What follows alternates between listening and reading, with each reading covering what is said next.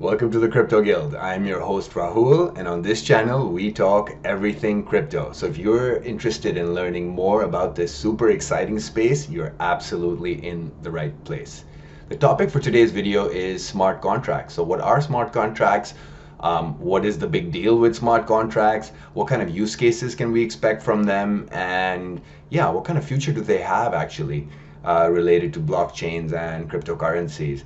Now, if you think back to when Bitcoin was released, the primary use case for Bitcoin was sort of like a medium of exchange, right? Where you're essentially able to send your coins from one person to another. Well, after that, sort of the big use case that came up, when people sort of built upon the technology of Bitcoin, the big use case that came up was smart contracts, and it was really popularized by sort of like the second biggest cryptocurrency, which is Ethereum.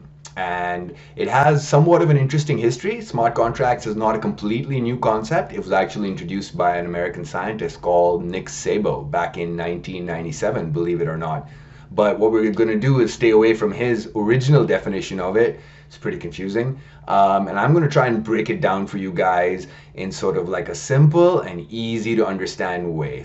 So what are smart contracts? So the easiest way to understand smart contracts is to think of them as digital versions of regular contracts that we have in the real world, right? So the biggest difference is that they're digital and they are programmable, right? And because they're sort of deployed in this sort of blockchain infrastructure, they also inherit a lot of the intrinsic properties of the blockchain itself, right? And typically, if you're thinking about it simplistically, they sort of take on a form where, if a certain condition is met, then a certain action is taken. If another condition is met, another action is taken, right? So that's an oversimplification because you can have really complex logic inside smart contracts, right? But that'll give you sort of like a basic understanding of what they are, right? Just executable code that is just based on certain like rule sets, right? And when smart contracts were initially envisioned, they were envisioned to be sort of almost self-contained, right? And the reason that was important is because you don't want anyone to be able to mess with your smart contract, right? You don't want anyone to be able to manipulate it or to modify it, right? And behave differently than what you intended for it to do. But in the current sort of scenario, right, we do have a situation where smart contracts do need access to sort of real world information to be able to perhaps, make some decisions or to complete its execution, right?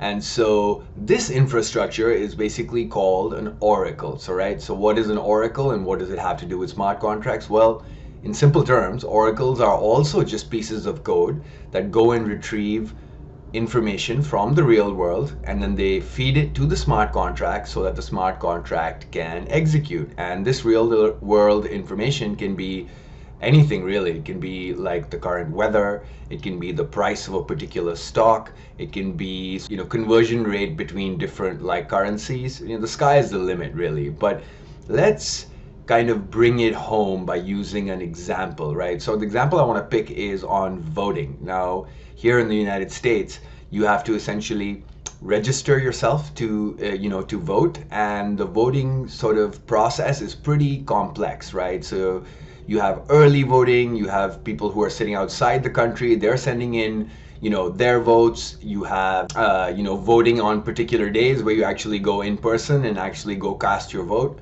right? And then comes the whole aspect of the different states, the different counties, the different districts actually tallying all the votes, right? And it takes about almost 2 days to get the results of the voting process, right? It takes 2 days and it takes a lot of manpower. There are also, obviously, because this is being done manually, there are a lot of chances for like mistakes as well, and not to mention like fraud as well. So it's a really complex sort of process, and frankly, given that we're in the 21st century, it's kind of ridiculous that we haven't found a better and more efficient way to actually do this. Well, guess what? Smart contracts and blockchain solve this problem, and turn it on its head, frankly, because using a smart contract, right, I can first log into the system, right, and then the smart contract will essentially use the oracle, right, to go and check whether I actually registered to vote or not, right? And if I did register to vote, the smart contract will allow me to go ahead and cast my vote. And once I've actually done that, I've casted my vote, we let everyone come in for the time duration that the voting period is on. So let's say the voting is happening over a particular day, right? So as soon as the cutoff for the voting stops, the smart contract can just tally all the votes and give you the answer instantaneously, right? So there's no need for thousands of people to be counting these things. There's also going to be no errors because it's really a computer system that's just tallying the votes based on who cast what vote. And it just makes the whole process a lot more efficient, right? And that's a good segue into sort of what are the some of the inherent properties of smart contracts, that make them so desirable? Well, for number one, they are immutable. Immutable means that once they've been deployed on the blockchain, you can't change them, right? So that sort of guarantees you that nobody's going to actually mess with your code, right? Secondly, they're obviously efficient because it's a computer program executing on the code. It's going to execute on it efficiently. It can count way faster than humans can count, right? And it can give you answers sort of instantaneously, right?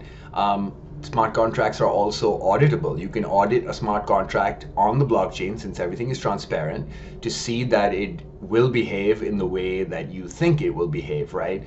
And so it just eventually leads to sort of improved transaction sort of flow and fees. It reduces that, and it helps to sort of improve efficiency, and that's the primary play over here, right? And it has a use case across a whole bunch of different industries. So next, let's talk about some of the limitations of smart contracts. So limitation number one, so smart contracts, in the form that they exist today, they're essentially computer code, right? So for you to be able to view a smart contract and audit it, you'd actually have to know programming. Yeah, that's a bit of a bummer, right? Not all of us know programming, and in the future, perhaps there'll be a graphical user interface which will allow us to understand how a particular smart contract has been programmed. But as of now, you kind of need to be, understanding programming languages for you to be able to figure out. Second, smart contracts as they stand today do have some deficiencies. So for example, we spoke about the Oracle infrastructure, right, which goes and fetches real world data to feed it to the smart contract. Well, there is a problem here. Now, suppose the Oracle that's supposed to get the data, for some reason that Oracle is unable to get the data, what would happen to the smart contract? Or let's say the Oracle itself somehow got hacked and was compromised, what would happen to the smart contract? So these are all fair questions, and we are still continuing to evolve in this, in this particular landscape, right? So there are things that definitely need improvement, but it is a great technology. It has a lot of potential, and the way I see it, it's going to have use cases across just about every industry out there. So it's really, really exciting, and hope you guys enjoyed that, and you now have a basic understanding of smart contracts, oracles, how they sort of interact with each other, what are the basic benefits of smart contracts, and then what are some of the limitations we're dealing with today. And so bye for now, and until next time, peace.